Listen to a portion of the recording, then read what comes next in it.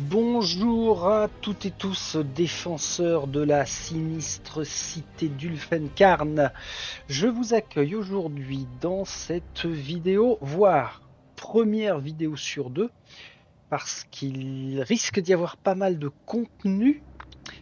Donc cette vidéo qui va être consacrée au fluff, au background de Warhammer Quest, la cité maudite. Enfin un jeu où il y a de la consistance sur le pourquoi du comment on se retrouve à être dans la cité maudite. Ça fait plaisir puisque on est sur un jeu, j'aimerais dire narratif.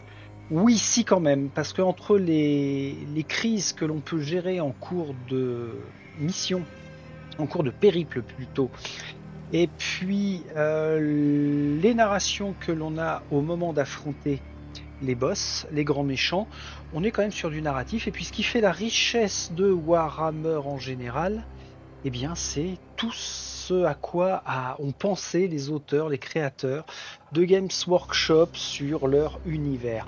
Et là on n'est pas en reste, on a une bonne quinzaine de pages de mémoire à aller titiller. Alors on vire la vignette tout de suite. Oui, une bonne quinzaine de pages entre le monde en général, Ulfenkarn en particulier, et puis j'ai réuni les grands méchants, les grands héros que nous allons être.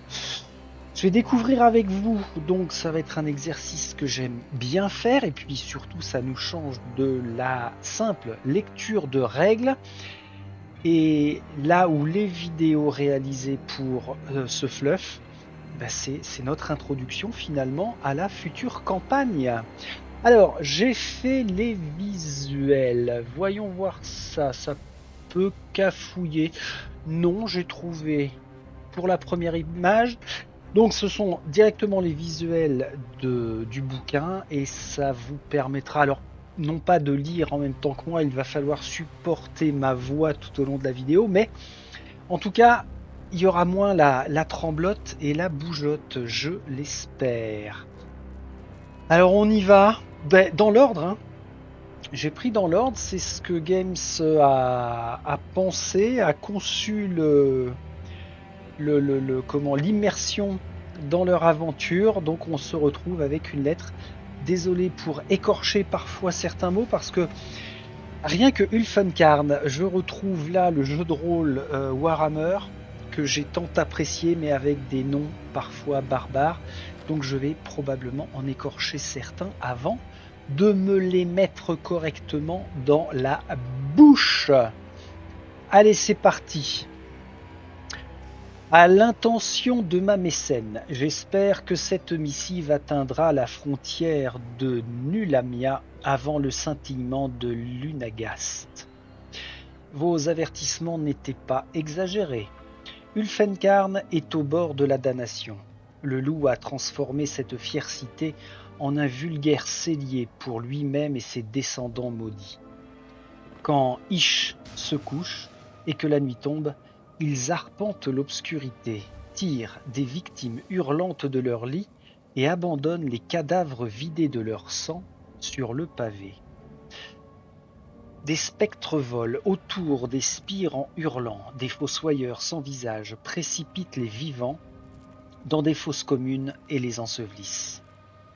D'immenses crânes de magie améthyste parcourent la ville et transforment tous les êtres vivants en statues de cristal violet.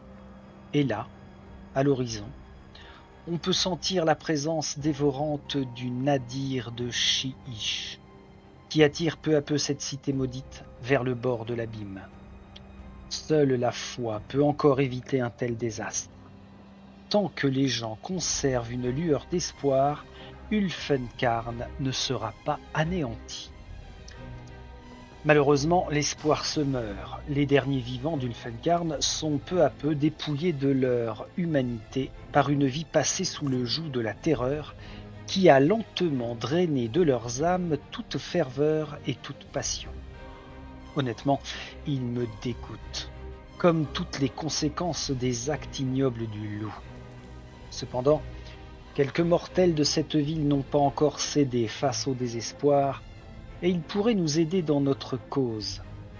Avec la bénédiction du dieu roi, j'ai rassemblé à mes côtés une bande de soldats de fortune, de nobliaux en exil et de marchands cupides. Ce sont certes des parias et des gredins, mais tous désirent planter un pieu d'azyrite dans le cœur noir de cet usurpateur de vampires.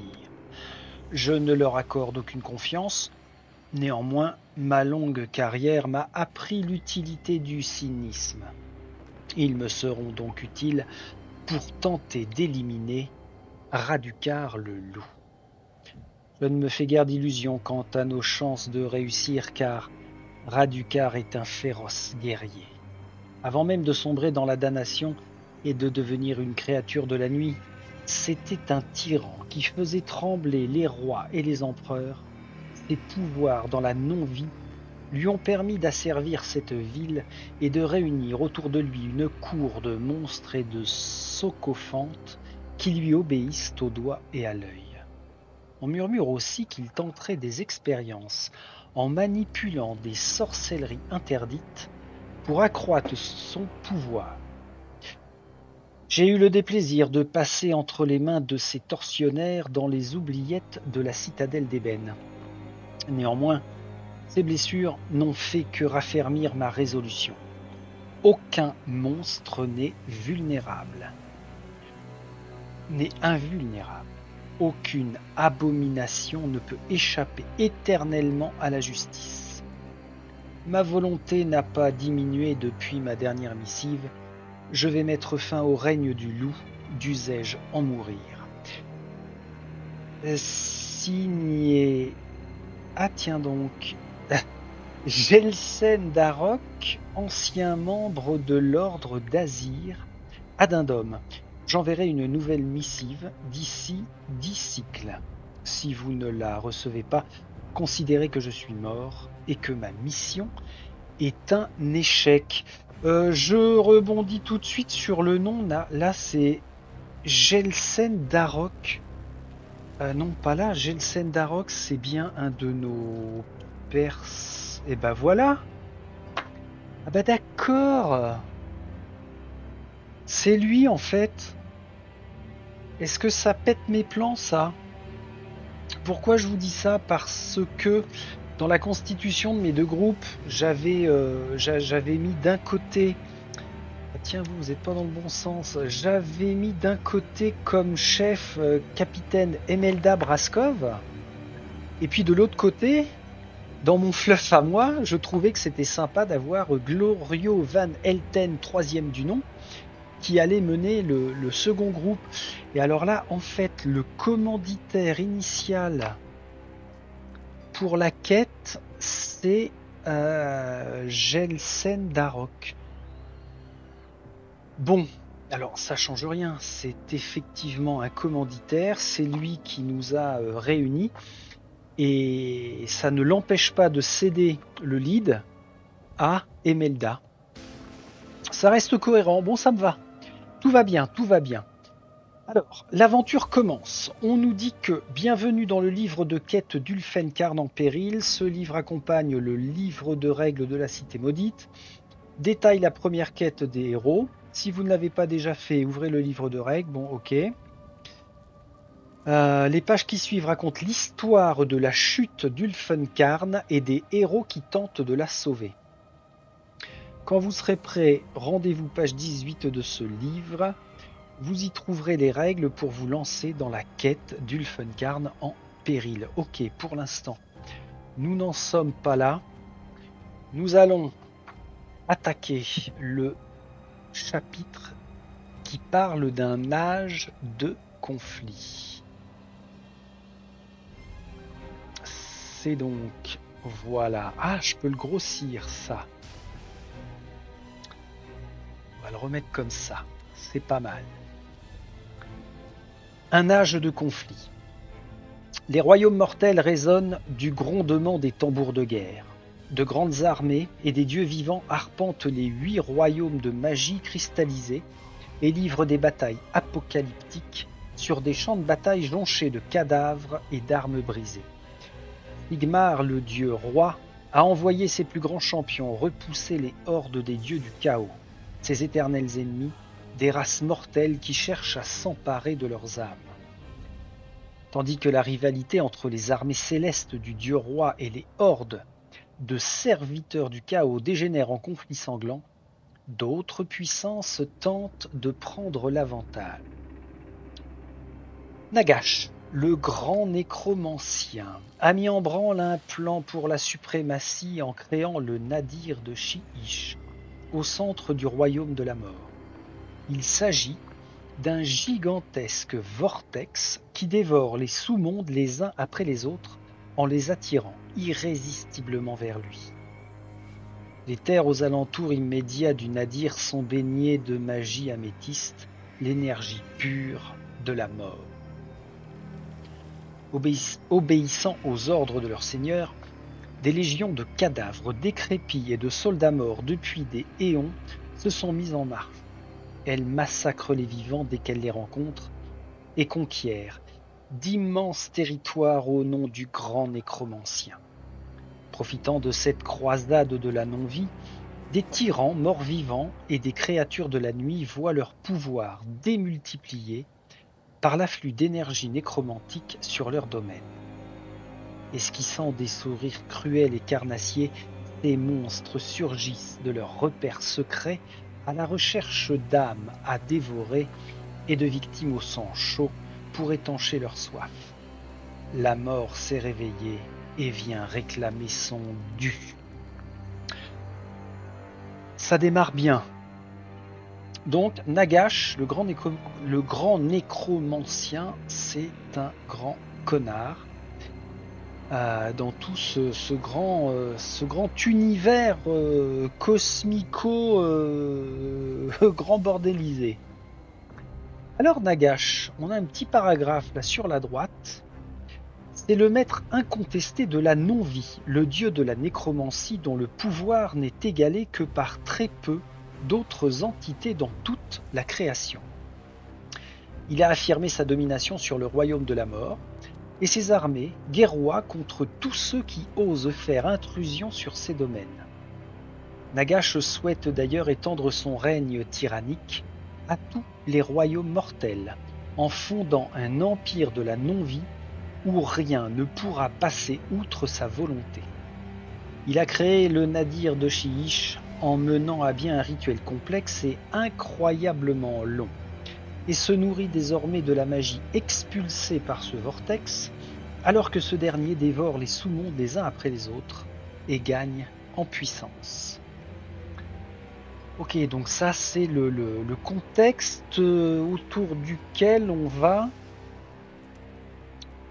va se battre dans la cité maudite. Mais au cœur de la cité maudite, il n'y a pas de Nagash, on a juste, entre guillemets, simplement Radukar le loup, qui lui visiblement profite de tout ce qu'a mis en place Nagash. Et c'est pour ça alors que par rapport à la nuit qui tomberait en cours de périple pendant notre aventure, quand il y a la nuit, ça implique que les ennemis passent sur la face renforcée de leur fiche. Voilà en quoi Nagash va leur donner un petit peu plus de force. Allez, on recentre. On enchaîne avec... C'est quoi? C'est une conversation. Nous devons les sauver, exclama Cléona Zetengale. Elle serra les mâchoires de colère, tandis qu'un nouveau concert de cris terrifiés résonnait dans le cimetière. Croupie derrière une pierre tombale, elle pouvait voir les silhouettes de gardes squelettes vêtus des tuniques à fourrure de l'Ulfengard. Ils conduisaient une ligne de prisonniers maigres et livides vers une fosse commune. Glorio Venalten échangea un regard avec Oldenstock, le duardin des cieux, puis lança à la prêtresse de la comète un sourire qu'il voulait victorieux, exposant ce faisant une rangée de dents abîmées par l'alcool. Madame, bien que je salue votre ferveur, je pense qu'il est préférable de rester prudent, répondit le noble. La lumière de Ish décroît rapidement, et nous ferions bien de ne pas attirer l'attention à la tombée de la nuit. Un autre cri se fit entendre, coupé net par le son d'un fer de hache fendant un crâne. Pas de bol pour lui, commenta Holdenstock. Oui, c'est tragique, acquiesça Venalten en tortillant sa moustache et en faisant volte-face pour quitter discrètement les lieux. Allons, le manoir Ternigen est proche, et j'ai ouï dire que ses caves sont bien remplies. On a un problème, grommela Dagney Holdenstock en attrapant Venalten par le bras. Glorieux allait chasser sans ménagement la main du dieu ardent, mais en se retournant, il vit Zettengale qui avança à travers le cimetière. Ses yeux brillaient d'un feu céleste et des étincelles dansaient au bout de ses doigts. Elle agita son bâton et une comète bleue s'abattit du ciel sur un des gardes-squelettes. Celui-ci gesticula pendant quelques secondes avant d'être réduit en un tas de cendres et d'ossements noircis. Les autres morts-vivants se retournèrent et se dirigèrent vers les trois compagnons en pointant leurs lances vers eux, pendant que leurs victimes en profitaient pour s'enfuir. « Oh, par Sigmar !» soupira Glorieux en dégainant sa rapière. « Bon, et ben voilà, on a déjà, et ça j'adore parce que ça nous donne un premier état d'esprit des uns des autres. Alors on avait Miss, comment elle s'appelle, Cléona Zettengale. Cléona Zettengale, c'est elle. Glorieux Venalten, troisième du nom, c'est lui. Et puis ils étaient accompagnés du nain, et c'est Dagney Holdenstock. Alors je vous montrerai plus en détail les figurines qui sont toutes finies, hein, vous voyez. Toutes les figurines de héros, d'ailleurs l'entièreté de la boîte de ce Warhammer Quest est finie. C'est pour ça que je peux attaquer fièrement maintenant nos aventures. Bon, ce genre d'histoire est assez sympa. Ça place quand même le décor, mais là ça veut dire qu'on était déjà directement dans l'action. On ne sait toujours pas comment, pourquoi, par quel biais Jensen nous a enrôlés.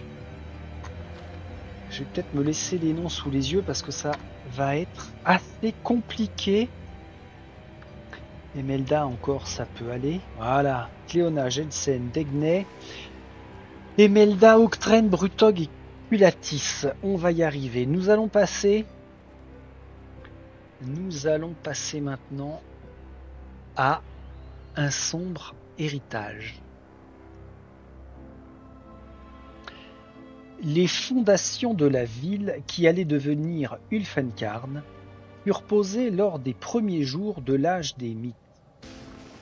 3 dynasties, nobles d'ascendance azyrite, les maisons Alten, Vosheim et Gaunt, construisirent une grande forteresse surplombant les falaises au nord de Zargoron, un sous-monde formé d'archipels battus par les vents, aux îles désolées et situé près du cœur de Shi-Ish.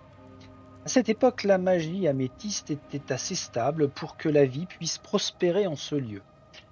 Il était peuplé d'âmes qui croyaient fermement à la primauté des lignages antiques et qui pensaient que les dynasties devaient perdurer même par-delà la mort. Ces colons, originaires d'Azir, apprirent à vivre en paix avec les esprits de ces terres. Les maisons nobles des morts et des vivants régnaient avec équité et sagesse. Ce qui n'était à l'origine qu'une citadelle entourée de masures de paysans devint peu à peu une métropole aux rues brumeuses et aux tours inquiétantes qui dominait le golfe de Cor Mortifus et fut baptisé Mornefort. Le peuple de Zargoron était rude et habitué à la guerre. Toutefois, sa force fut mise à l'épreuve comme jamais pendant l'âge du chaos. Alors que les dieux sombres envoyaient leurs légions à l'assaut de la réalité, Mornefort fut isolé et encerclé par des ennemis sanguinaires.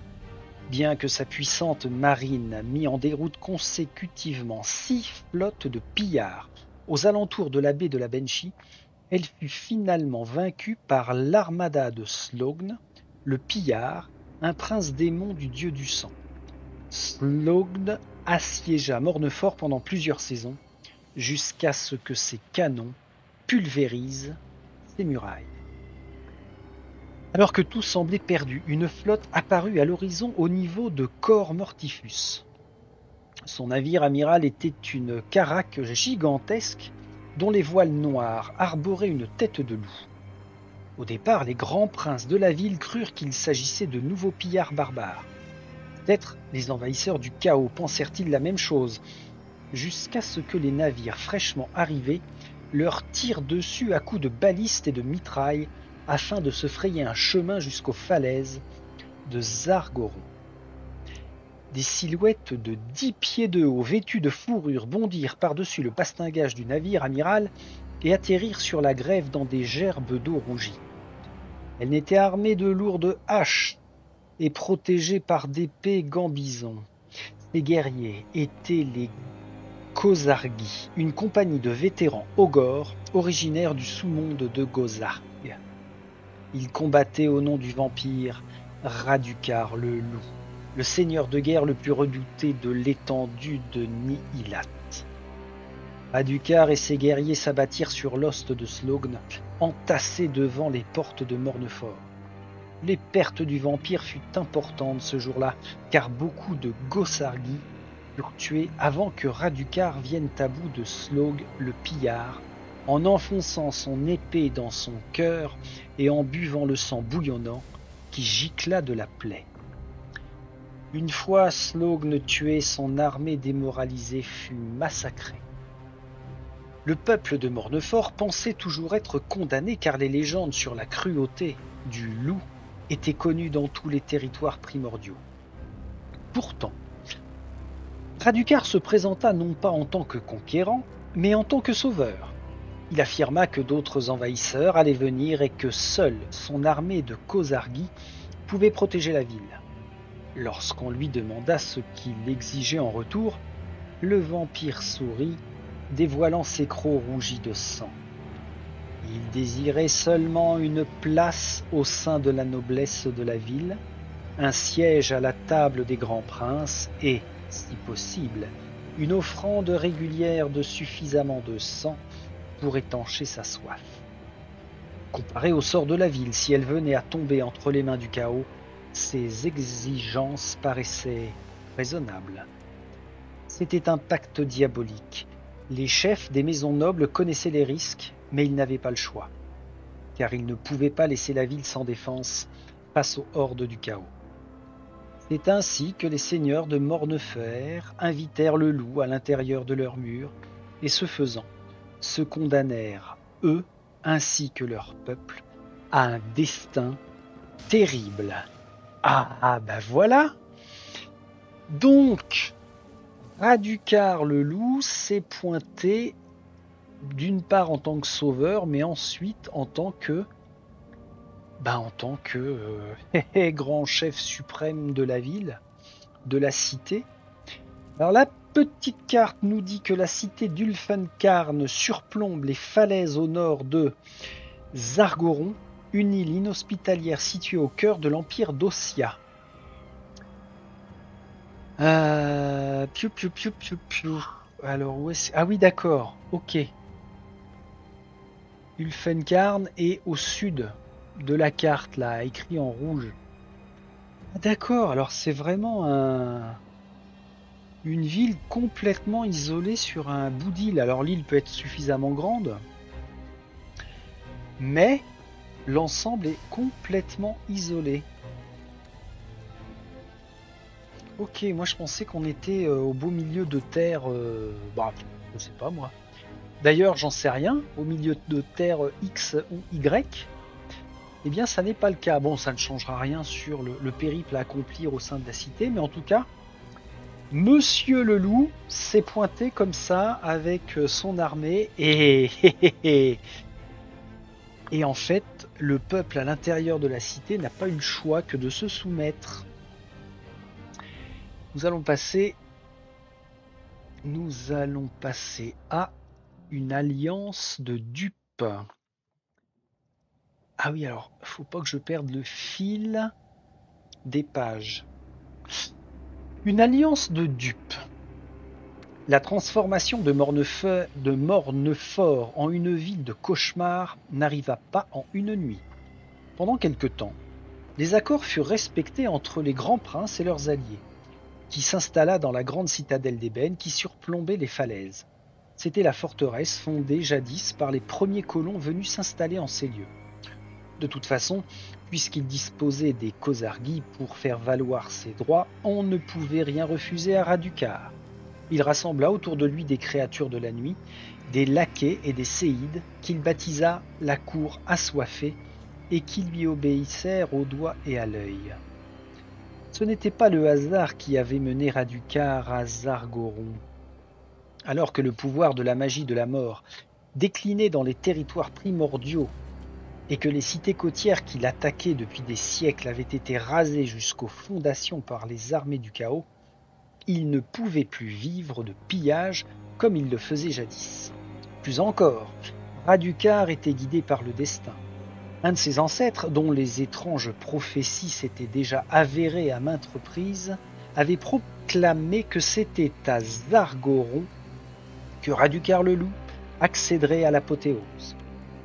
Ainsi, alors que ce lieu semblait isolé et dénué d'intérêt, Radukar était persuadé qu'il deviendrait bientôt une importante source de magie nécromantique. Sous l'égide du vampire, une paix dérangeante s'installa à Mornefort.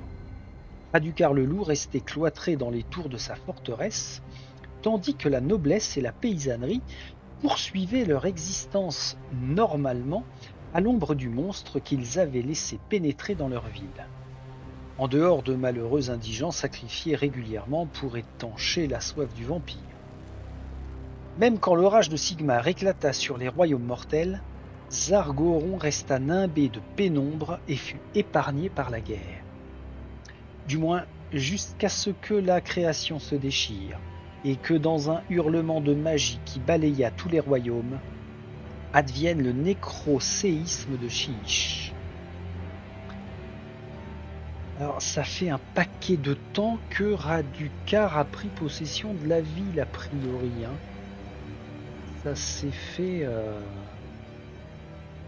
Ça s'est fait il y a longtemps. Alors, oui, ce que je l'ai oublié de relever tout à l'heure, parmi les maisons, les 3 dynasties de nobles qui ont créé Mornefort, on a les Alten. Donc Glorio Venalten descend directement de la lignée des créateurs de la cité. Il a un sacré lourd passif, lui. Une ville à l'agonie. L'apparition du Nadir de Shyish modifia à jamais les lois magiques des royaumes mortels. Par cet acte de mégalomanie sans borne, Nagash inversa l'équilibre magique du royaume de la mort. Les énergies mystiques présentes autour de la sphère de royaume, et qui étaient si redoutables que même les morts vivants ne pouvaient y survivre, furent attirées vers le cœur de Shyish et l'immense vortex qui y était né. Alors qu'auparavant le sous-monde de Zargoron se trouvait dans la région la plus calme de Shyish, magiquement parlant, si bien que il était accueillant pour les vivants. Il était désormais attiré vers l'abîme, car Mornefort était proche du vortex. La matière même de la ville était déformée par des formes inimaginables. Plusieurs quartiers s'effondrèrent comme des châteaux. Les habitants et les pierres étaient aspirés par le maelstrom noir de jets qui tourbillonnait au-dessus de la cité. Et tandis que les mortels de Mornefort étaient assaillis par des horreurs, Radukar sentit un afflux de pouvoir dans ses veines. La malédiction qui avait pris son âme, en échange d'une force surnaturelle et de l'immortalité, était fortifiée par les miasmes de magie améthyste qui inondaient les territoires primordiaux. La longue attente dans les ombres était terminée pour le loup. L'heure de la chasse était arrivée. Une nuit impénétrable tomba sur Mornefort, tandis que le vampire et sa cour jaillissaient de la citadelle d'ébène. Investis d'une force nouvelle, ils se lancèrent dans une purge sanglante et tuèrent tous les mortels qui pouvaient représenter une menace pour la prise de pouvoir de Radukar. Des dynasties nobles furent éradiquées en une seule nuit. Seuls quelques rares humains que Radukar jugea dignes reçurent le baiser de sang et furent transformés en vampires. Des quartiers entiers se retrouvèrent jalonnés de cadavres vidés de leur sang. Les faibles et les pleutres furent épargnés, car Radukar prit soin de conserver un cheptel dans lequel puiser du sang frais. Le vampire décréta que la ville s'appellerait dorénavant Ulfenkarn, c'est-à-dire le festin du loup dans sa langue natale. Quand l'aube se leva enfin, l'autorité du loup sur Zargoron était incontestable. Mais pour la population qui avait survécu à cette nuit atroce, le pire ne faisait que commencer. Et oui, l'horreur dans les rues.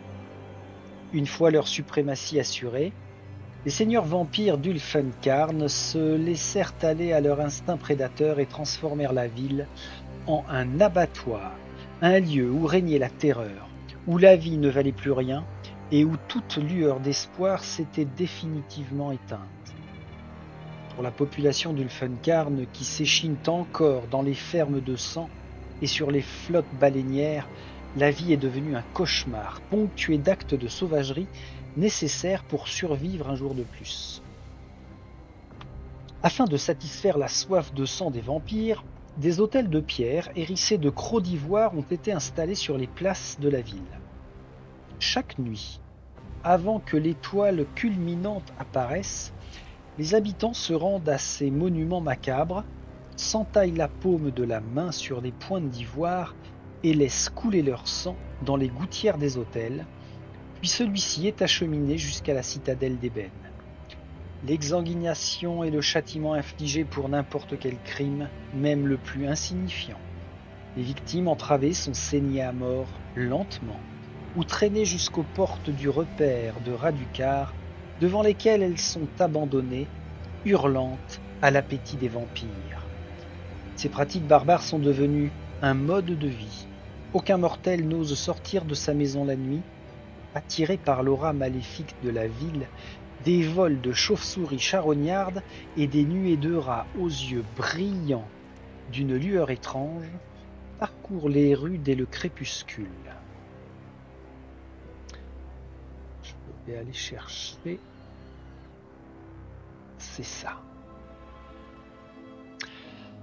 La cour de sycophantes, d'abominations et de courtisans du loup sort également des tunnels et par les grilles des cimetières pour se nourrir, et des hurlements retentissent régulièrement dans la ville alors qu'ils traquent leurs victimes.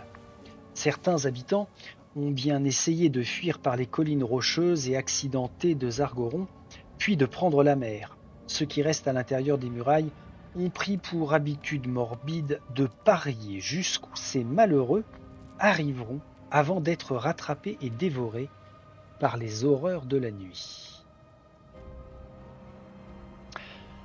Hors des murs de la ville, seuls ses alentours immédiats sont habitables par des humains. Et encore. On y trouve des masures crasseuses, blotties les unes contre les autres, où des milliers d'humains au regard vide s'entassent et mènent une vie de servitude misérable pour le compte de Radukar et de ses sbires. Les espions humains du loup s'assurent que ceux qui tentent de se rebeller ou qui conservent une lueur d'espoir sont rapidement éliminés. Certaines de ces âmes damnées renseignent le vampire, dans l'espoir de grappiller quelques miettes de pouvoir, ou tout simplement pour survivre quelques jours de plus. Évidemment, ce n'est qu'une illusion, car tôt ou tard, tous périront de la plus odieuse des façons. Au-delà de ces quartiers, l'aura suffocante du nadir de Chiish a transformé des zones entières d'Ulfenkarn en lieux de cauchemar. Des jardins de roses noires qui enserrent leurs victimes et aspirent leurs fluides vitaux, des fosses communes, conscientes, qui s'ouvrent pour engloutir les imprudents, des canaux remplis de sang où s'agitent des formes ophidiennes. Pire encore, les nécromants de Radukar ont invoqué des hordes de cadavres ambulants et des murs de terre pour protéger ses plus terribles secrets. Ces avalanches de terre souillée de morceaux de cadavres parcourent la ville et engloutissent ceux qui s'approchent trop des quartiers proscrits d'Ulfenkarn. Cela fait bien des saisons que les habitants de la ville n'ont pas aperçu Radukar le loup. Ils parlent tout bas et d'un air effrayé des rituels horribles que le vampire célèbre dans les salles de torture et les geôles de la citadelle d'ébène, et évoquent la magie nécromantique qu'il a utilisée pour que ses Gozargi continuent de le servir par-delà la mort.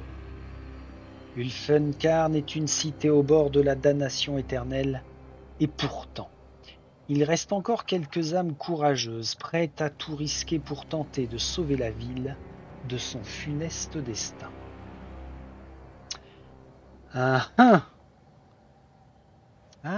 Ok. Alors, petite pause. Vous voyez, je sens qu'après 4-5 pages là, au niveau de la bouche, c'est pas évident. Ensuite, on va enchaîner avec les maîtres de la cité maudite. Et là, on va en apprendre plus sur ce que sont nos grands ennemis. Une chose qui m'a interpellé, on nous dit que en dehors de la ville, enfin en dehors de la cité, oui c'est ça, il y a des milliers d'humains qui s'entassent dans des masures. Ok, donc en fait, on va pas bosser pour rien. On va avoir une foultitude de personnes à sauver. Ça va être épique. Alors qui sont-ils, ces maîtres de la cité maudite? Les maîtres de la cité maudite. On va commencer par le big boss Radukar le loup. Je bois un coup avant pour fêter ça. Parce que respect sur Radukar. Voilà. Je pense qu'il va être badass. Alors j'ai pas encore lu d'ailleurs les capacités ou les pouvoirs. J'avais survolé les principaux, vraiment les principales saloperies. Un Necrora, nuée de chauve-souris, l'Ulfengarde. Oui, l'Ulfengarde. Un petit peu les zombies, mais alors vraiment les boss, j'ai pas voulu me spoiler pour l'instant. Comment on fait d'ailleurs? Est-ce qu'on s'intéresse à son fluff? On regarde sa fiche. Ouais, ça peut être pas mal ça. Alors, Radukar. Voilà, il est là. Bon, bah, de toute façon, je fais dans l'ordre. On commence par le big boss. Les maîtres de la cité maudite. L'aristocratie vampirique qui règne sur Ulfenkarn a toute latitude pour assouvir sa soif de sang. Et elle peut compter sur une multitude de serviteurs morts-vivants pour accomplir sa volonté en dehors de la citadelle d'ébène. Citation de Radukar. Lors de ma vie précédente, je vous aurais tué sur le champ avant de me faire un collier avec vos crânes. Pouvez-vous imaginer ce qu'aujourd'hui je suis capable de vous infliger? On imagine. Radukar le loup.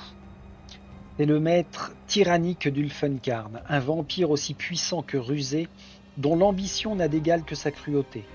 Même au cours de sa vie mortelle, le loup était un seigneur de guerre redouté qui ravageait les villes côtières d'Ossia et de Necros à la tête de sa flotte pirate. La simple vision de sa grande caraque, le don de l'empaleur, et de ses voiles noirs à l'horizon, suffisait à faire fuir les habitants des plus puissantes cités dans les étendues sauvages de Siich. Quand l'âge commença à prélever son tribut sur Radukar et le contraria dans ses pillages, il se mit à la recherche d'une tribu de vampires nomades, ruines-man, appelés les Virkos. Lui accepta leur défi et leur demande de tribu. À main nue, Radukar tua le loup bicéphale Vilnas, qui gardait la tombe de Morkan, et s'empara de la lame des tertres de cet empereur vampire légendaire. Cette arme corrodée suscite une terreur irrépressible chez tous ceux qu'elle frappe. Pour le récompenser de ce fait d'armes, Radukar reçut le baiser de sang de la part des anciens des Virkos, et devint ainsi une créature de la nuit. La nature sauvage de ces vampires lui accorda l'immortalité et une force surnaturelle. Mais le maudit aussi avec une rage animale qu'il ne peut contrôler qu'en faisant preuve d'une volonté de fer. Radukar se servit de ses nouveaux pouvoirs pour poursuivre ses atrocités et pour asservir une horde d'ogres, les Kozargi, car les simples humains ne faisaient plus des soldats dignes du loup.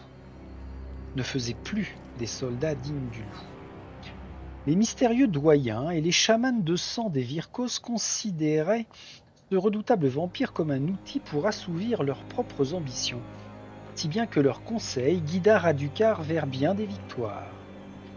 Ce fut sous leur impulsion que le loup se rendit finalement dans le sous-monde froid et distant de Zargoron, jusqu'à la ville qui allait devenir son repère et une autre source de magie nécromantique inépuisable lorsque le nécroséisme de Siich secouèrent les terres. Il est risqué de considérer Radukar comme une brute sans cervelle, tandis qu'on constate sa carrure impressionnante, drapée d'une fourrure de loup blanc, car ce serait sous-estimer son intelligence affûtée. Car le loup a un plan grandiose. Il ne souhaite pas simplement régner sur Ulfenkarn, mais sacrifier la ville aux Nadir afin de décupler ses propres pouvoirs. Pour cela, il doit d'abord étouffer la dernière flamme d'espoir, afin de créer une aura de désespoir et d'effroi qui viendra à bout des quelques liens de foi qui amarrent encore l'île de Zargoron au royaume de la mort, afin qu'elle se disloque totalement. Afin d'assurer qu'aucun agent du dieu roi ou du sombre panthéon ne vienne contrarier ses plans, Radukar a fait appel au talent nécromantique de son chambellan, Thorgilius, afin qu'il crée des phylactères de sable sépulcral. Ceux-ci utilisent de la pierre de royaume et protègent l'esprit du vampire de l'annihilation. Si bien que même si un pieu ou un trait de magie vient percer son cœur, ce sera une autre âme qui périra à sa place. Le loup a confié de tels objets à ses lieutenants les plus loyaux, afin qu'ils le servent sans faillir.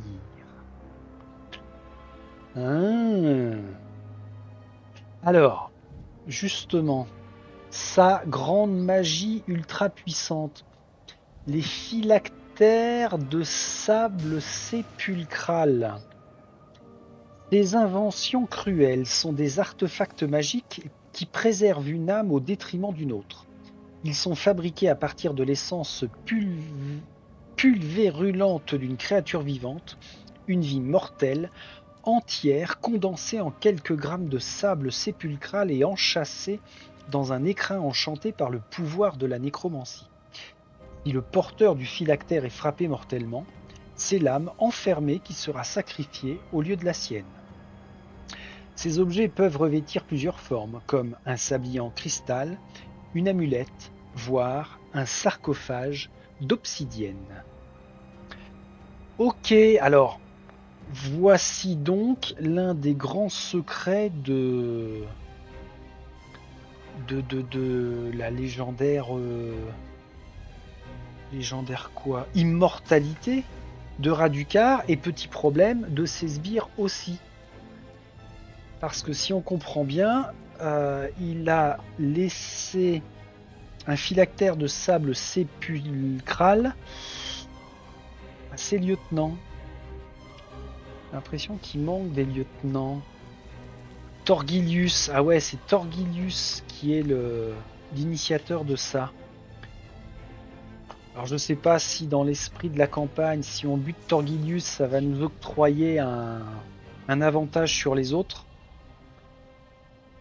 Pas forcément dans le sens où de toute façon chacun possède déjà son propre phylactère, donc il va falloir se les taper les uns après les autres.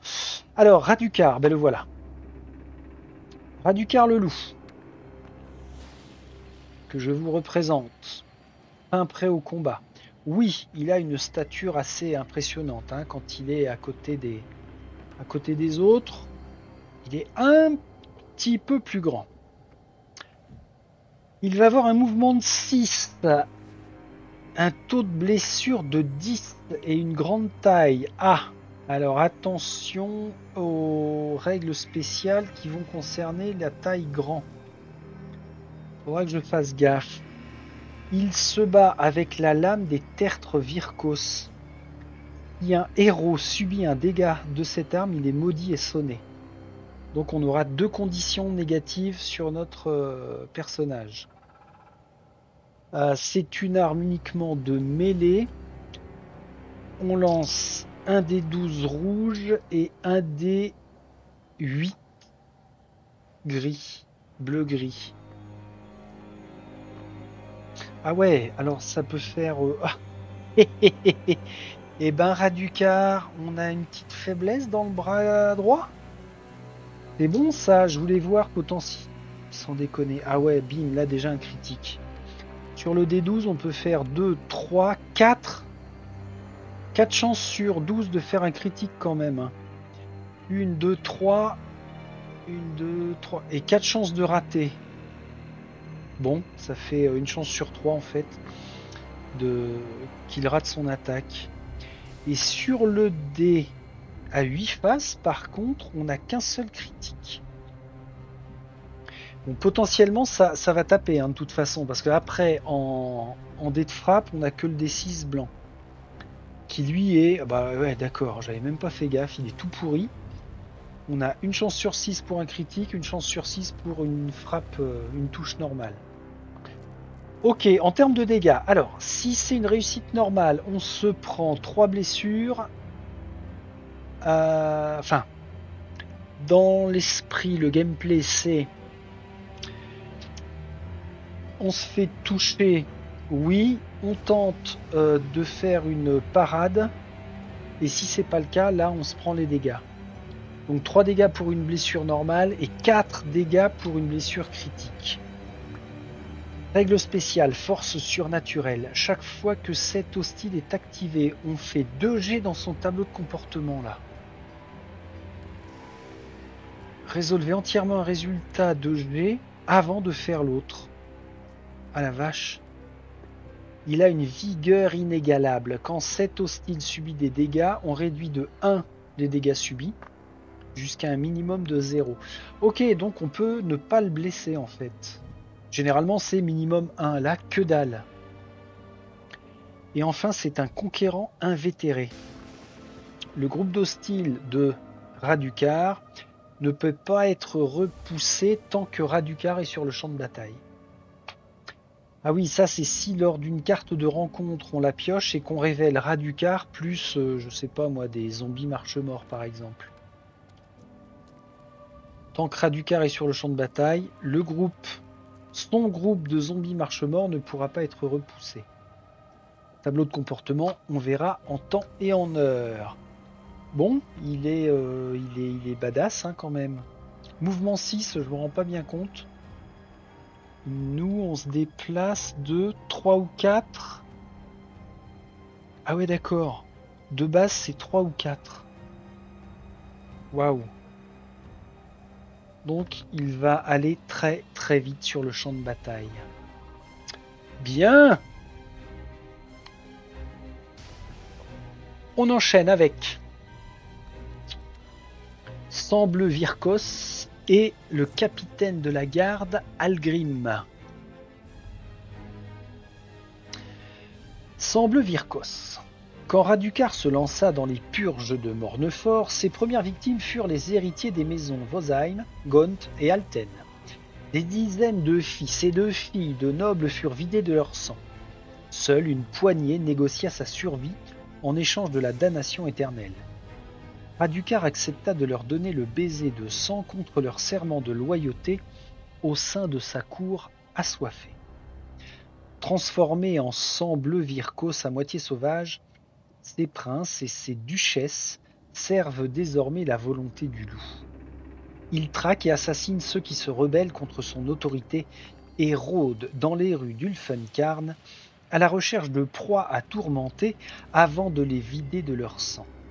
Doté de la vivacité surnaturelle et de l'odorat développé typique des ruines manes et de talents martiaux affinés au cours de leur vie de noble, ces princes déchus sont des adversaires redoutables, capables de mettre en pièces leurs adversaires dans une tempête de coups si rapide que l'œil a du mal à les suivre. Donc eux, puisqu'ils sont au pur... Ah ben voilà, Virkos semble, ce sont qu'ils avaient appelé la triarchie. Parce que, on en a 3. Ils sont comme ça. Ils ont un mouvement de 5. Ah, et blessure 6 hein, quand même, va falloir taper. Grande taille aussi. Ils ont une lame perforante en mêlée avec uniquement le dé. Enfin, uniquement, oui, c'est déjà pas mal. Hein. Uniquement le dé à 12 faces. 2 dégâts en touche normale, 3 dégâts en critique. Ils ont l'odeur du sang. Au moment de choisir une cible pour une action d'arme effectuée par cet hostile, le chef doit choisir un héros qui a un ou plusieurs marqueurs de blessures ou de blessures graves plutôt qu'un héros qui n'en a pas. Au moment de choisir une cible. D'accord, donc avant de les faire attaquer, ils vont systématiquement préférer les cibles qui n'ont pas encore reçu de blessure. D'accord, donc ils ne ciblent pas le héros le plus proche. Et sinon, ce sont de vives ombres. Chaque fois que les Virkos semblent subissent des dégâts, le chef doit jeter le dé de quête. Si le résultat est 9+, cette figurine ignore les dégâts. 9, 10, 11, 12. On a 4 chances sur 12 sur le dé de quête de passer au travers des dégâts. Ah la vache. Par contre, bon, on verra dans les différentes missions, mais on en a 3. On en a 3 comme ça. Donc, est-ce qu'ils apparaissent toujours par 3 ou alors est-ce que potentiellement ce sera un par un? Ben ça doit être la carte de rencontre qui va nous le dire. Ça devrait. Ok. Grand méchant suivant, nous appelons le capitaine de la garde Algrim. Alors lui, avant d'être transformé, j'espère qu'il s'est vaillamment battu. Pendant la purge de la ville, le capitaine de la garde Olenxandre, Algrim, trahit les habitants et se rangea à côté du loup. Il aida à capturer de nombreux nobles et à les enfermer dans les cachots de Mornefort. Ce soldat amoral espérait recevoir en retour le baiser de sang, car il admirait la force des vampires. Malheureusement pour lui, plusieurs de ses officiers furent outrés par son comportement et par sa trahison du serment qu'il avait prêté envers les habitants. Ils ligotèrent Algrim et le jetèrent dans une fosse où il fut dévoré vivant par des nécrorats. Même s'il ne restait plus d'Algrim qu'un squelette, Raducar ordonna à ses nécromants de le ressusciter sous la forme d'un racle mort afin qu'il continue de diriger l'Ulfengard.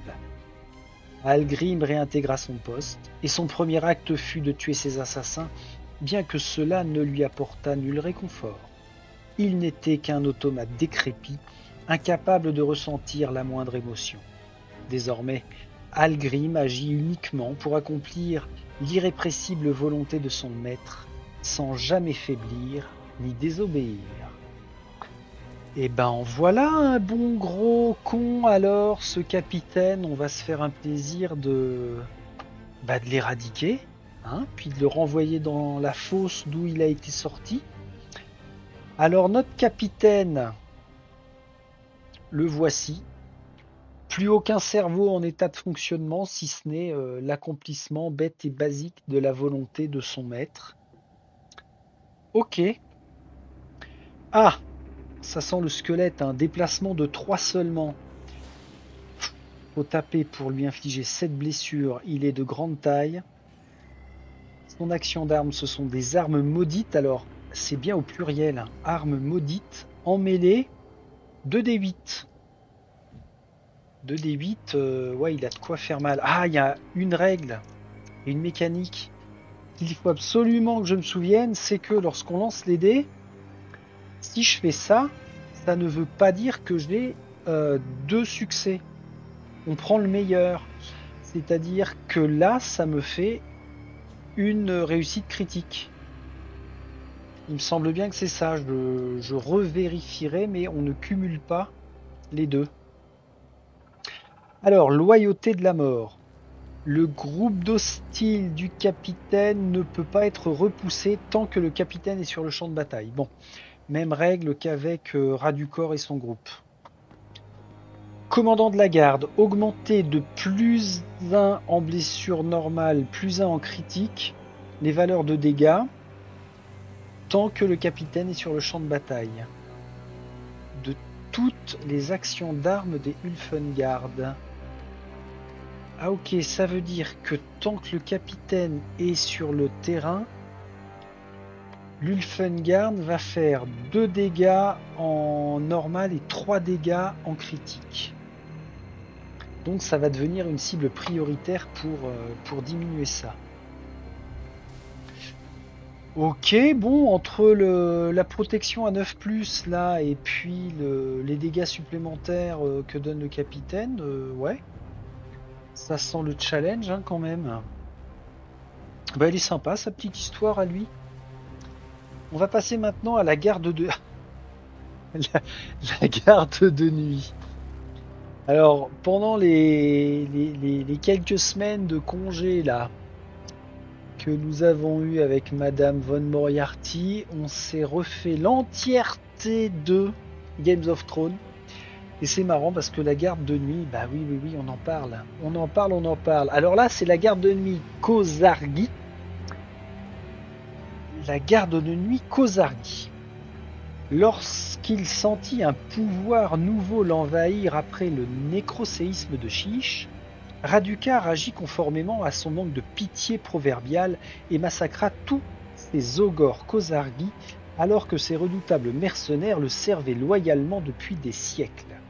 Ensuite, faisant appel à la magie nécromantique la plus ignoble, il les ressuscita en tant que morts-vivants, afin qu'ils continuent de lui obéir au sein de la garde de nuit, sous la forme de colosses serviles et indestructibles. Les guerriers vêtus de fourrure des Kozargi servent leur maître dans la mort aussi férocement que de leur vivant. Ils sont ses geôliers, ses bourreaux et ses gardes, des brutes cadavériques dont la faim de chair fraîche est aussi vivace qu'auparavant. Leur bruit de pas lourds fait aussitôt décamper la populace d'Ulfenkarn, car où que se rend la garde de nuit, le sang ne tarde pas à couler. Même si ce sont des guerriers lents et pâteaux, leurs corps pourrissants peuvent résister aux pires attaques, et il leur suffit de quelques coups de hache pour tailler leurs ennemis en pièces. Y a un truc qui me plaît pas, ce sont des tanks en fait. D'après la description, on va tomber sur des gros tanks. Alors, il n'y en a pas que 2. Il y a 2 figurines qui les représentent, mais Raducar en possède un bon paquet, vu qu'il a sacrifié toute sa compagnie pour les faire venir avec lui dans la mort. Mouvement de 3, ils sont très lents. Ouais, ça sent le tank, hein. Blessure de 10, grande taille. Ils se battent avec une bardiche. En mêlée uniquement. Comme leur camarade Capitaine Algrim, ça va être 2 dés bleus. Pour frapper à 3 et 4 en dégâts. Ils n'ont qu'une capacité par contre qui s'appelle Vigueur de la mort, alors que les autres, Radukar en avait 3, 2 et 2. Bon, ça va. Qu'une seule capacité spéciale. Vigueur de la mort. Chaque fois que cet hostile subit des dégâts, le chef doit jeter le dé de quête. Si le résultat est 10+, réduisez de 2 les dégâts subis jusqu'à un minimum de 1. Ok, bon, c'est pas une annulation. On est sur une réduction de dégâts. Sur 10+, donc 3 chances sur 12 d'activer leur protection là. Ouais. Et va falloir qu'on soit sacrément bien armé hein, quand même. Hein. Je veux plus y aller.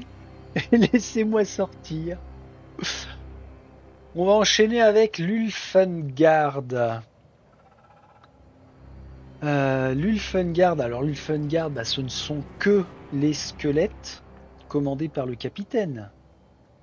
Radukar a besoin d'une troupe pour faire régner l'ordre dans la ville. Toutefois, les humains, aussi serviles et terrifiés soient-ils, sont trop frêles pour s'aventurer dans les quartiers les plus dangereux d'Ulfengarn.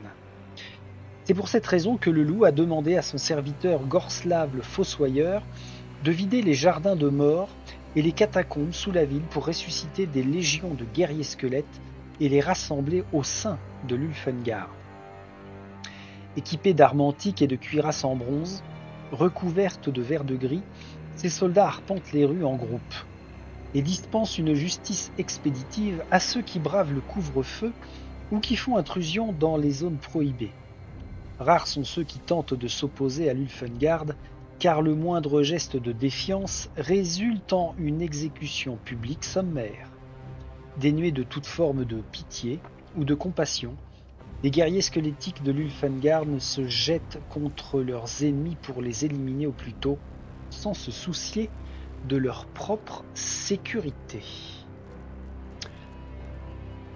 D'accord, alors, comment il s'appelle Cordilius là? Non, Torgilius. Il a créé les phylactères, tandis que Gorslav le Fossoyeur a créé les légions de l'Ulfengard. Ok. Alors l'Ulfengard, bah, ça va être de la piétaille. Hein. Mouvement très lent 3, petite taille, F, 2 blessures. Ils se battent avec des armes rouillées en mêlée avec les D6. Bon, je pense qu'en envoyant nos tanks pour se prendre des coups de l'Ulfengard, ça devrait aller. Alors si on fait pas le critique, bien sûr. Patrouille de la cité. Un groupe d'Ulfengard qui contient un ou plusieurs Ulfengard ne peut pas inclure plus d'un seul sergent ni plus d'un porte-bannière. Ok. En outre, si l'Ulfengard contient 4 figurines ou plus, une de ces figurines doit obligatoirement être un sergent, s'il y en a un dispo, et une autre des figurines doit être un porte-bannière. D'accord, sachant que dans la constitution, enfin dans le montage des 20 figurines, non, 10 figurines, j'ai fait un seul sergent et 2 porte-bannières de mémoire. Donc dès que l'on pioche une rencontre avec minimum 4 membres squelettes, il y aura un sergent, un porte-bannière. Ok. Et en dessous, bah oui, d'accord, justement, on a les caractéristiques. Par exemple, pour le porte-bannière, on peut relancer les jets d'attaque ratée pour les actions d'attaque de l'Ulfengard. Tant que le porte-bannière est visible du squelette qui attaque. Ok. Et si on a un officier, on ajoute +1 à la valeur de blessure d'un sergent. Ok, donc le sergent, il a 2 et 3. Ouais, ça va, j'ai envie de dire, c'est plutôt gentil. Franchement, ça reste soft. Nous reste à voir. Ça fait combien de temps? 1h05. Ah oui, quand même. Donc, on va finir avec les habitants des ténèbres. C'est-à-dire, c'est-à-dire justement, est-ce que c'est toi? Oui. Torgilius le chambellan et Gorslav le fossoyeur. Alors eux, c'est pareil, hein, ça va être des cibles absolument privilégiées. Citation de Torgilius. Je suis sur le point de faire une découverte majeure. Amenez-moi d'autres cobayes, et des plus robustes. Les derniers n'ont pas tenu le coup plus de la moitié de la nuit. Les ombres d'Ulfenkarn cachent des horreurs inimaginables, des nuées de rats anthropophages, des chauves-souris assoiffées de sang, des monstres titubants et pourrissants, et pire encore. Ancien membre des érudits sépulcristes du Pacte Mortalis, Torgilius tourna le dos à ses confrères pour rejoindre la cour du loup et apporta sa connaissance des phylactères de sable sépulcral. Raducar comprit rapidement l'intérêt des recherches du vieil homme et lui accorda les ressources et le laboratoire nécessaires afin qu'il les poursuive en toute quiétude. Bénéficiant du pouvoir nécromantique qui inonde désormais la ville, Torgilius est le premier lieutenant du loup.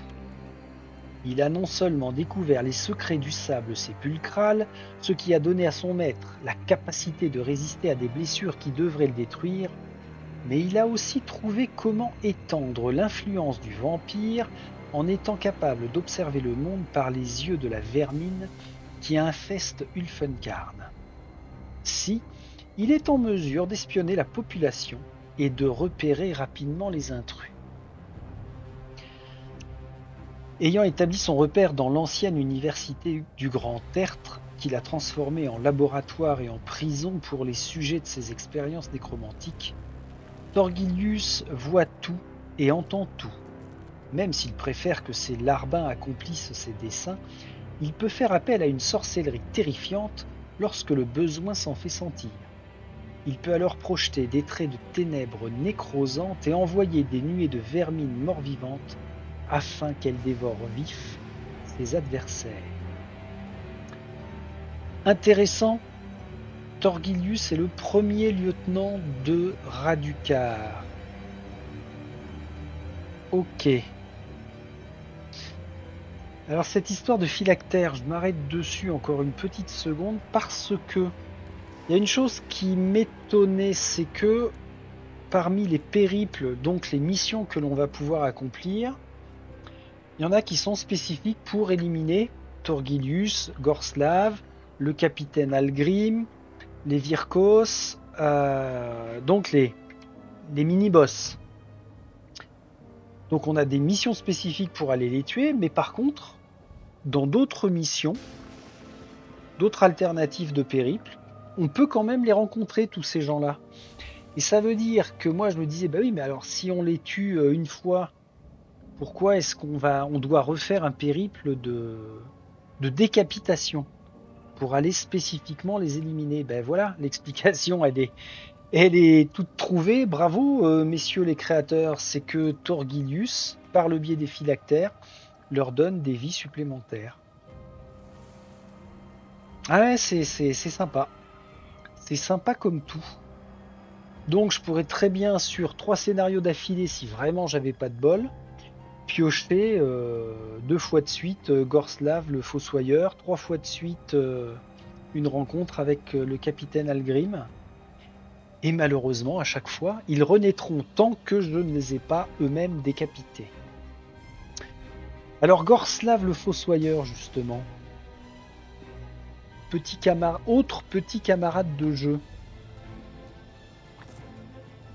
c'est celui-ci. Il a une bonne tête qui fait bien peur. La citation.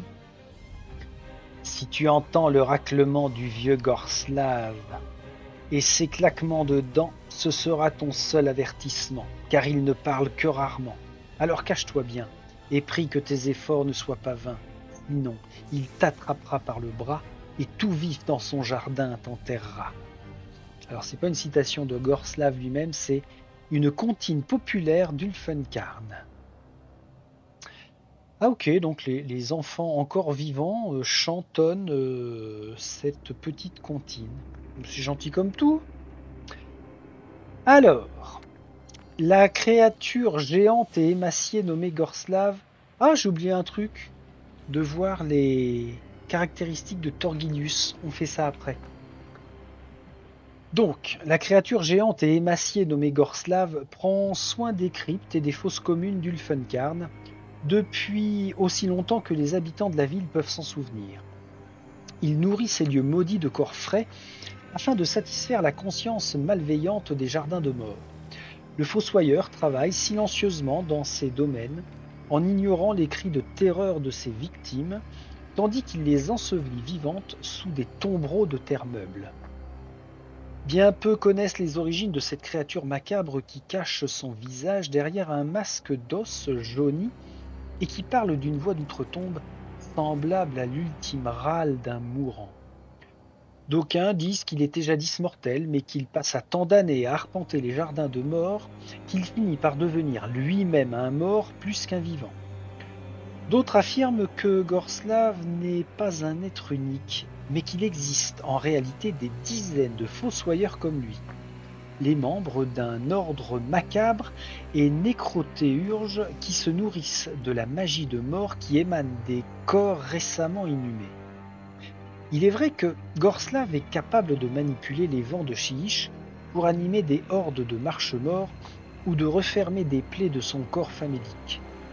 Quoi qu'il fût jadis, aujourd'hui Gorslav semble totalement dénué d'émotion et n'existait que pour servir les vampires de la cité.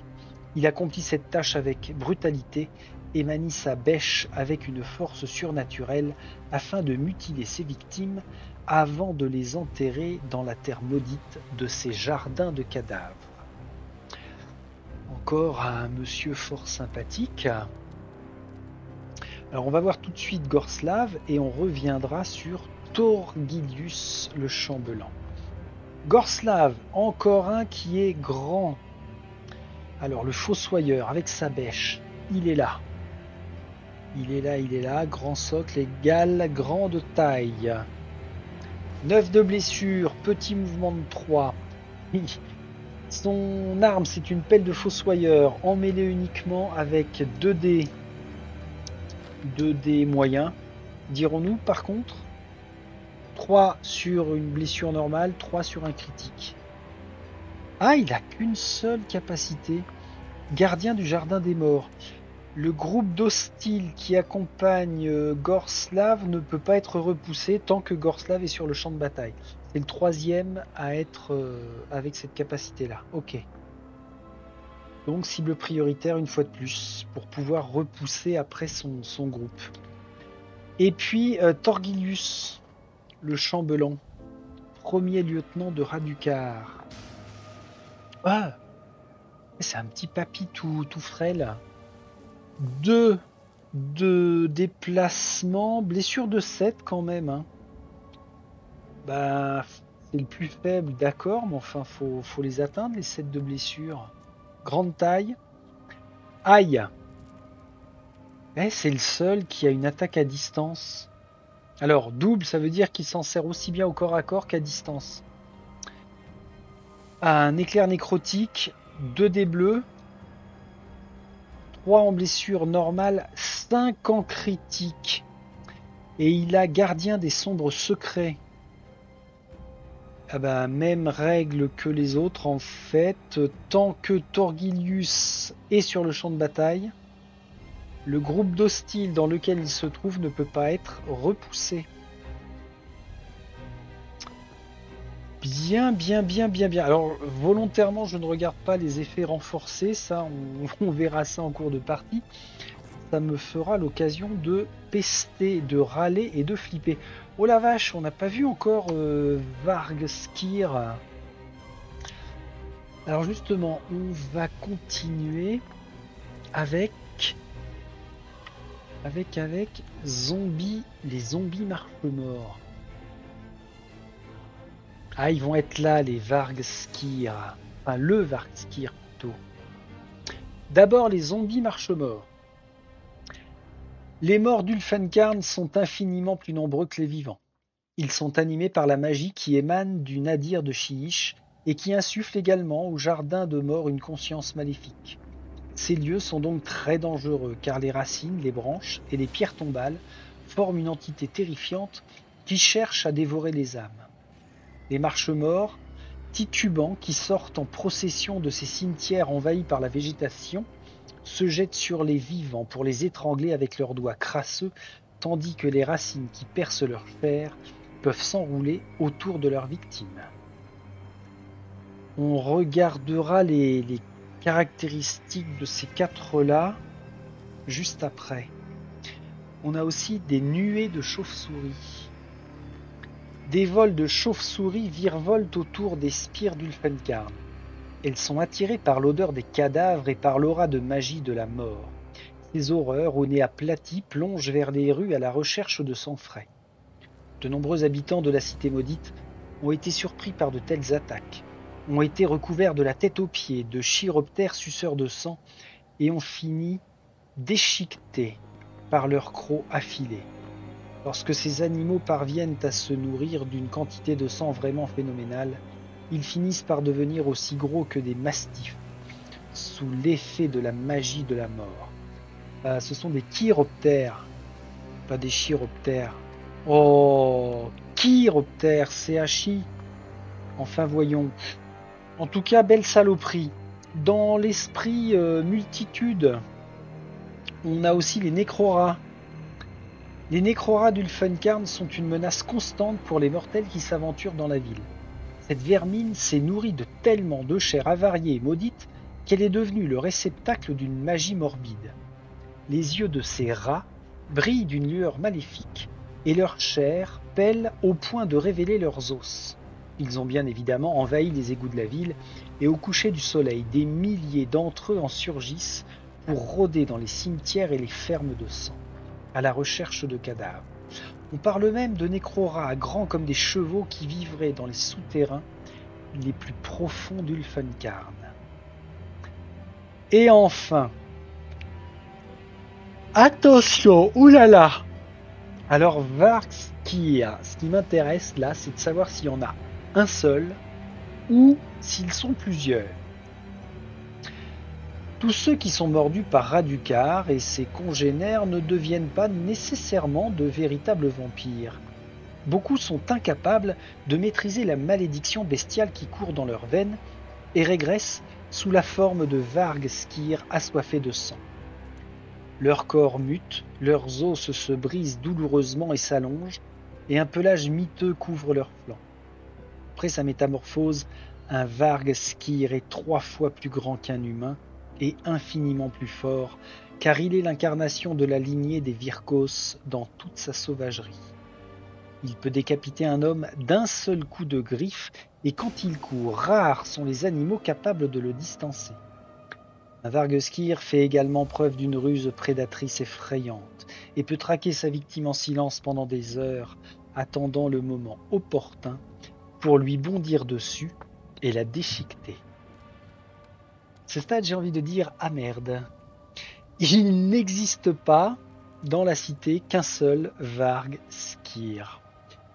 Ok, ce sont ceux qui n'arrivent pas à muter correctement et qui se retrouvent en fait avec cette métamorphose complète. Bon, et bien encore une fois de plus, une explication sur le fait de pouvoir rencontrer au cours de toutes les missions qu'on va faire, de rencontrer et de tuer à plusieurs reprises plusieurs Vargskir.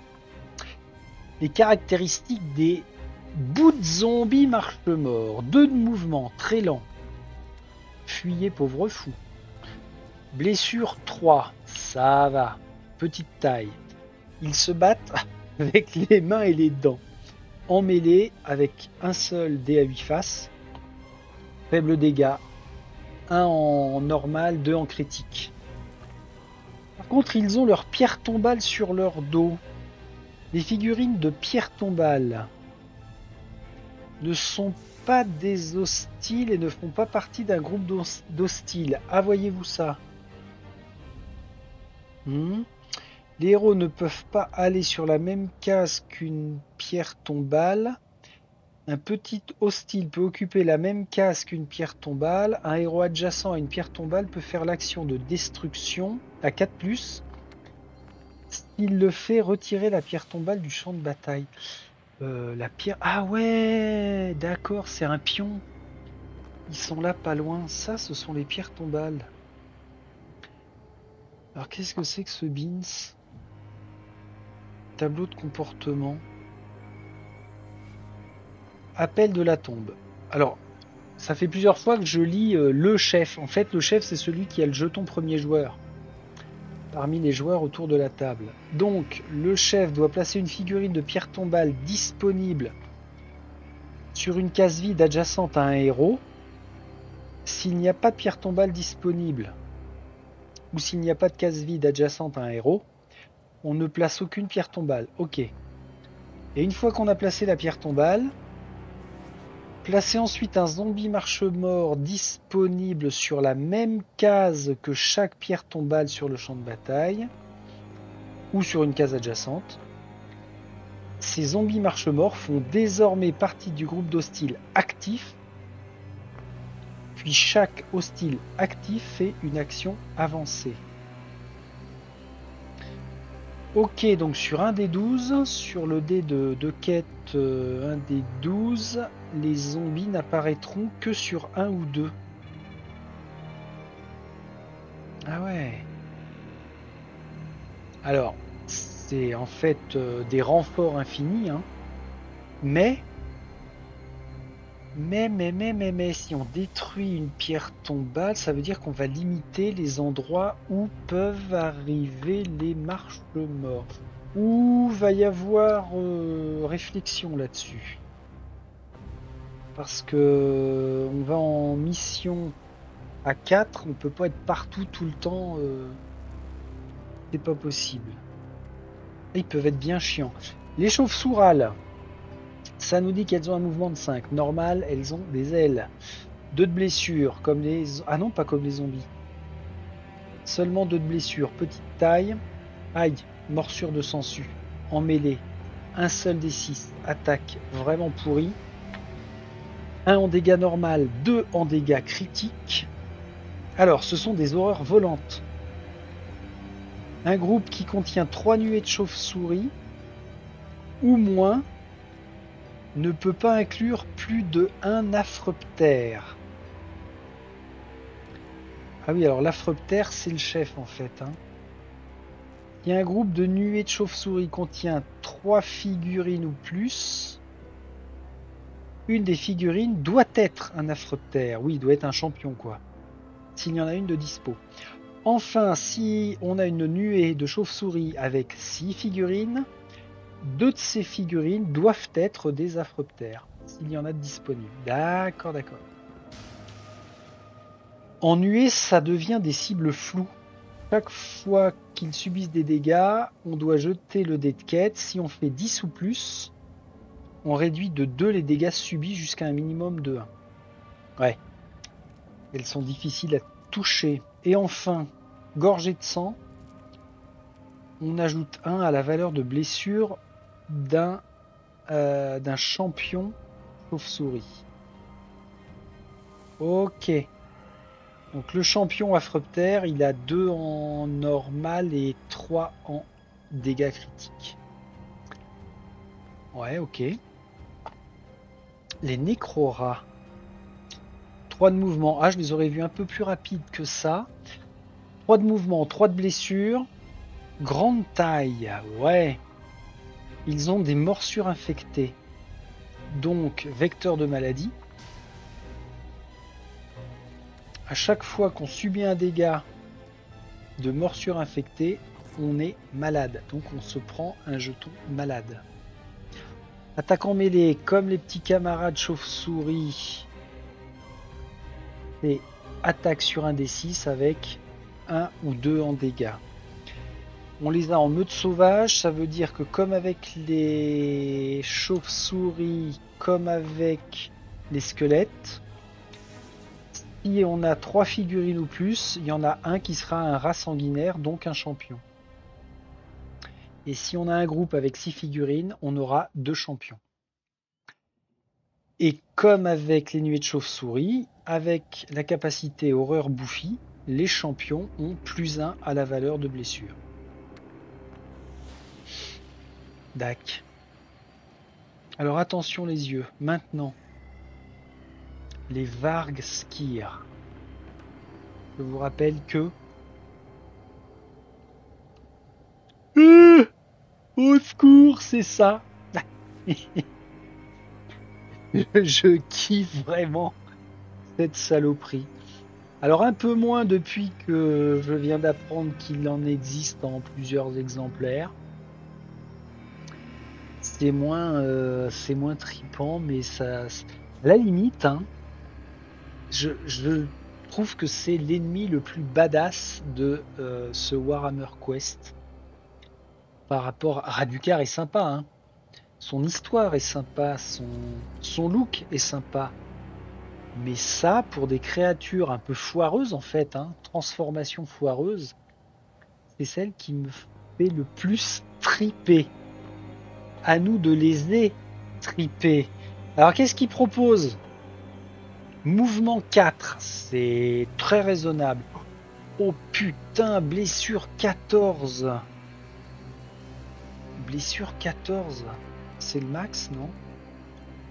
10 Radukar. Ouais, ce sont les créatures qui ont le plus en blessure. Ça, c'est du défi. Grande taille, sans déconner. 2 types d'attaques. Les 2 en mêlée, ou bien avec leur serre, ou bien avec la gueule béante. Les serres, c'est assez puissant, c'est au dé rouge. La gueule béante, c'est avec les 2 dés 6. Par contre, faible pour pouvoir toucher, mais dégâts très puissants. 4 ou 5. Alors que plus de facilité à toucher avec les serres, mais les dégâts sont amoindris à 2 et 4. Quand un Varg-Sir fait une action d'avancée ou de charge, on utilise cette action d'arme quand il attaque. Ah oui, ok. Puisqu'il a 2 possibilités d'attaque. S'il avance ou qu'il charge, ce sera forcément après avec une attaque avec ses serres. Mais jamais avec sa gueule béante. Ok, alors, c'est une monstruosité sauvage. Chaque fois qu'il est activé, on fait 2 jets de comportement pour déterminer les actions à effectuer. On résout entièrement la première avant de faire l'autre. Bah, comme Radukar en fait. Il a 2 actions. Il a un cuir noueux. Chaque fois que un Varg-Skir subit des dégâts, le chef doit jeter le dé de quête. Si le résultat est de 10+, on réduit de 2 les dégâts subis jusqu'à un minimum de 1. Il a une belle protection. On doit en être à 3 ou 4 ennemis avec un style d'armure. Hein. C'est pas rien. C'est pas rien, c'est pas rien. Bon, je vérifie, mais voilà. Prochain chapitre, ce sera face aux ténèbres. Et là, face à ces monstruosités ténébreuses, on fera connaissance avec nos purs héros. Ça va être bien aussi. Alors, nos grands méchants, ben ouais, pour le coup, franchement, ils sont bel et bien grands méchants. Ça va être... tactiquement, je me rappelle qu'avec Blackstone Fortress, il y avait de quoi faire quand même. Hein. On était dans de la confrontation à l'échelle humaine. On n'était pas sur du bataillon. Ah, comment ça... De l'escarmouche, voilà ce que je cherchais comme mot. Là, on est sur de l'escarmouche avec une grosse bonne dose de tactique. Ben, on verra ça au moment où on osera mettre un pied dans les premières ruelles de la cité. On va stopper là pour cette découverte Fluff Background numéro 1. Ça n'est pas ça que je veux. C'est la vignette de fin que je veux. Ben, j'espère que ça vous a plu. Moi, j'ai pris beaucoup de plaisir à connaître nos futurs ennemis. Et puis on sait pourquoi on va devoir libérer Ulfenkarn. On a quand même de sacrées bonnes motivations. Allez, je vous dis à demain mardi pour faire connaissance avec nos autres héros qui, ne l'oublions pas, auront été engagés par Monsieur Darroch, Gelsen Darroch, défenseur de la sinistre cité d'Ulfenkarn. Je vous salue, salut.